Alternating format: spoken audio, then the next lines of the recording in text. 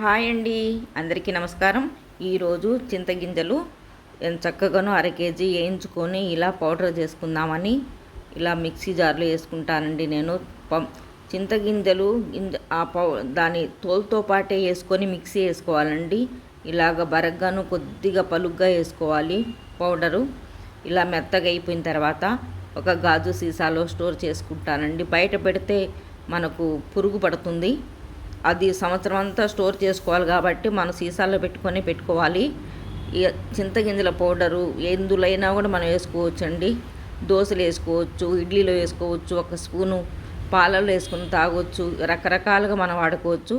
ఈరోజైతే నేను పాలల్లో వేసుకొని తాగుదామని ఒక మెజర్మెంట్ గ్లాస్తో పాలు తీసుకొని కొద్దిగా బెల్లం ఎందుకు వేస్తానంటే బెల్లం ఐరన్, పాలు కాల్షియము ఇవన్నీ కలిస్తే చింతగింజల పౌడర్ కూడా వేస్తే కాళ్ళకు గుజ్జు పడుతుంది.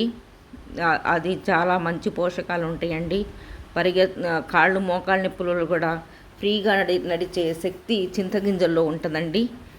మెడిసిన్ ఎంత వాడినా కూడా ఇలా మనం హోమ్మేడ్గా ఇంట్లో చేసుకుంటే కొంతవరకన్నా మన ఆరోగ్యం మన చేతుల్లో ఉంటుంది.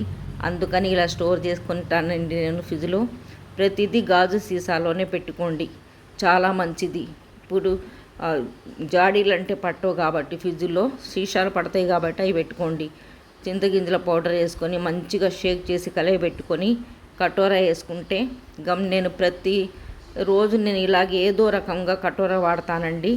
సంవత్సరం పొడుగుతా మనం జ్యూసులు ఎండాకాలమే కాదండి, ఏ కాలమైనా మనం తాగొచ్చు. ఏదైనా ఒక లిమిట్ ఉండాలి. ఈరోజు ఇది.